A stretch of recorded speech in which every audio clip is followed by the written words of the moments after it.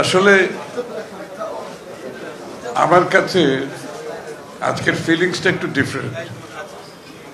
এই জন্য যে আমরা তো শেখ হাসিনার পতন হয়েছে, পতনের পর আবার যার যার দলীয় কর্মকাণ্ডে ব্যস্ত হয়ে পড়েছি।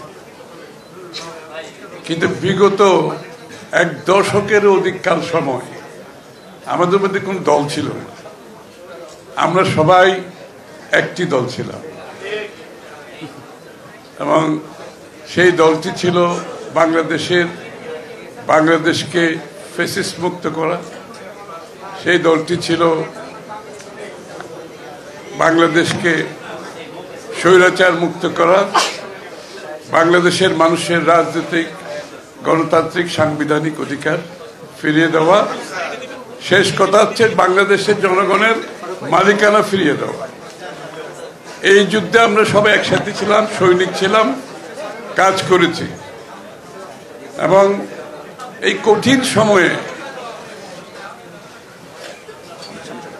কঠিন সময়টা আমরা যেভাবে পার করেছি সেখানে অনেকটা নিজেদের মধ্যে, যেহেতু এক দল হিসাবে আমরা কাজ করেছি, আমাদের অনুভূতিটা ছিল অনেকটা একটা পরিবারের মতো। যে কোনো ক্রাইসিস হলে যেহেতু আমাকে একটু বেশি করে ইনভলভ হতে হয়েছে, আমি দলের পক্ষ থেকে সমন্বয়কে দায়িত্ব পালন করেছিলাম। আমার সাথে আলাল ছিল, আমাদের ইকবাল হাসান মাহমুদ টুকু ছিল, এখনো আছে সবাই। আমরা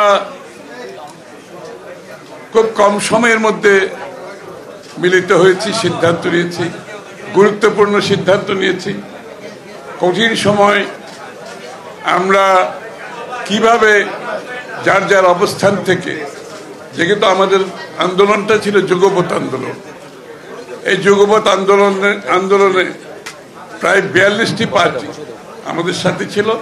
তার বাইরেও আর প্রায় 7-8টা দল ছিল যাদের সাথে আমরা একেবারে যুগপৎ না করলেও সেটাও অনেকটা ফ্যামিলির মতো। যেমন এবি পার্টির মঞ্জুরা ছিল, অন্যান্য অনেক পার্টি ছিল।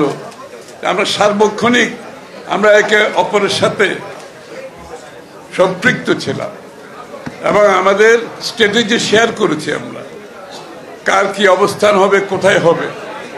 এবং আমরা অনেকে একসাথে জেলেও ছিলাম, একাধিকবার জেলে ছিলাম একসাথে।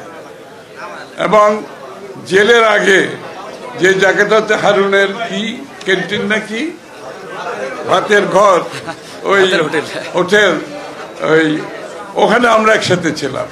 এবং আমাদের চোখের সামনে আমাদের নেতৃবৃন্দ, কর্মীরা কিভাবে নির্যাতিত হয়েছে আমরা সবাই, আমাদের চোখের সামনে হয়েছে। আমাদের সামনে থেকে তুলে নিয়ে যাচ্ছে, হেঁটে যাচ্ছে, আসার সময় আর হাঁটতে পারছে না, কান্নাকাটি করছে। এবং তাদের অনেকের পা ফুলে গেছে, হাত ফুলে গেছে, কাউকে ঝুলিয়ে রাখা হয়েছে, নুরু তার মধ্যে অন্যতম। আমরা প্রিজন ভ্যানেও একসাথে গেছি।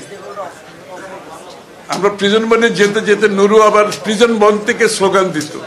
ওই যে ইয়েটা আছে না, ওই জানলাটা আছে ছোট, এই পুরা রাস্তায় সে স্লোগান দিয়ে গেছে জেলখানায়, পুরা রাস্তায়। যেখানে 5টা লোক দেখেছে সে ওখানে দাঁড়িয়ে একটা স্লোগান দিয়েছে।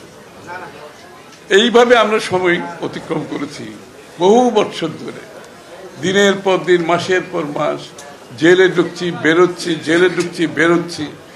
তারপরে ডিবির অফিসে আবার দেখা হচ্ছে, ওখানে দিন কাটাচ্ছি, রাত কাটাচ্ছি। তো এই সময়গুলো আমরা সবাই মিলে একসাথে অনেক কষ্টের মধ্যে একটা কঠিন সময় পার করেছি। এই কারণে আমাদের মধ্যে একটা বন্ধন সৃষ্টি হয়েছে।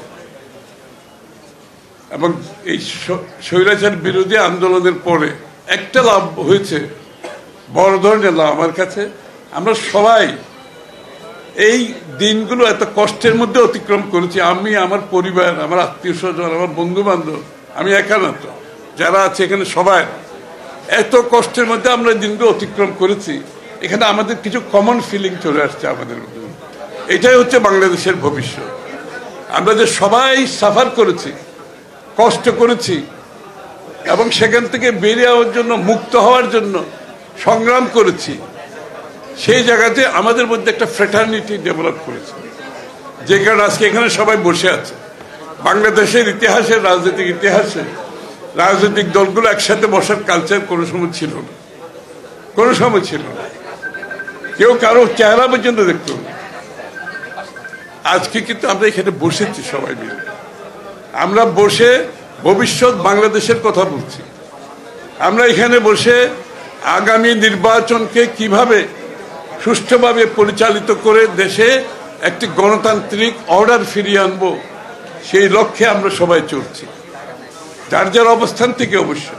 কিন্তু উদ্দেশ্য একটা, যে 16 বছরের যে সংগ্রাম, সেটা ছিল বাংলাদেশের মানুষের গণতান্ত্রিক রাজনৈতিক সাংবিধানিক অধিকার ফিরে দেওয়ার সংগ্রাম ছিল।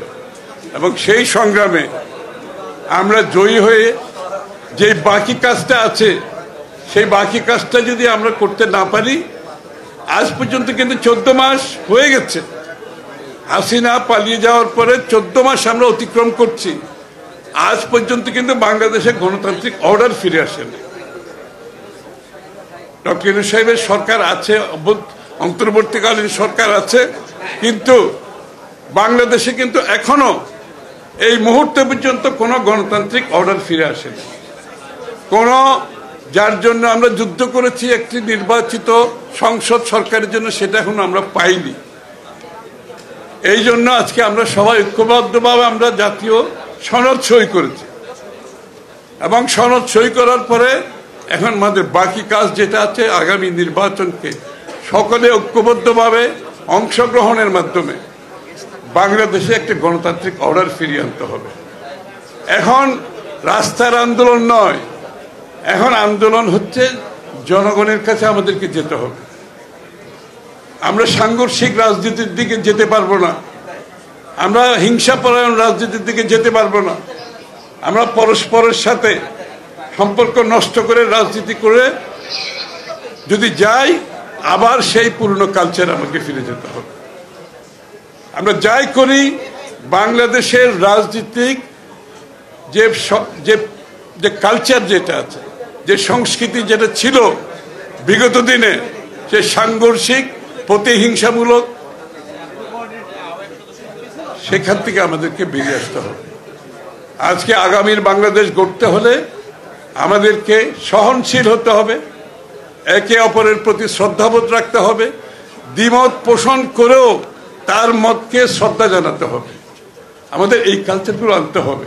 আরেকজনের সাথে দ্বিমত পোষণ করব, তারপরে তার মতকে শ্রদ্ধা জানাতে তো আমার অসুবিধা নেই। আমাদেরকে এই কালচার, এই সংস্কৃতি ফিরিয়ে আনতে হবে।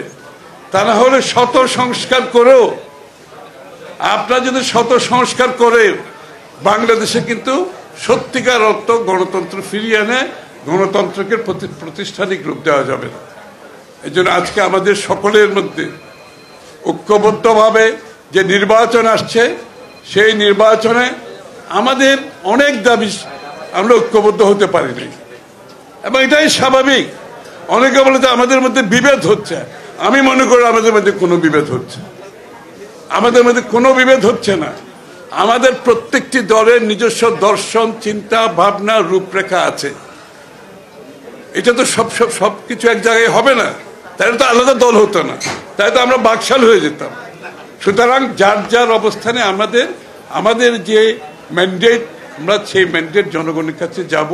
সেই ম্যান্ডেট নিয়ে আগামী সংসদে নির্বাচনের মাধ্যমে, সংসদের মাধ্যমে পরিবর্তন আসবে, এবং অনেকগুলো পরিবর্তন রাতারাতিও আসবে না।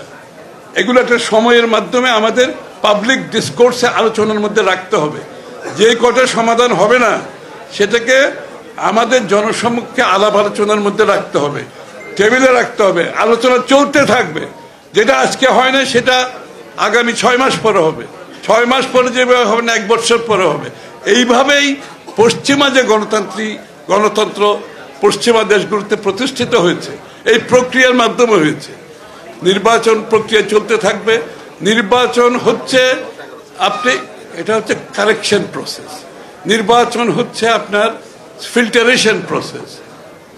কিন্তু এই নির্বাচনের ধারাকে আমরা যাতে বাধাগ্রস্ত না করি, নির্বাচনকে যদি বাধাগ্রস্ত যাই, তাহলে কিন্তু গণতন্ত্র প্রতিষ্ঠিত করার কোনো সুযোগ নেই। আমাদের মধ্যে যেটা অমিল থাকবে আমরা জনগণের কাছে যাব, আমরা জনগণের ম্যান্ডেট নেব, আমরা ম্যান্ডেট নিয়ে সেটা আমরা সমাধান করব। রাস্তায় সাংঘর্ষিক অবস্থা, প্রতিহিংসার মাধ্যমে এগুলো সমাধান করতে গেলে আবার শেখ হাসিনার জমানায় ফিরে যেতে হবে, এটা করা যাবে না কিন্তু।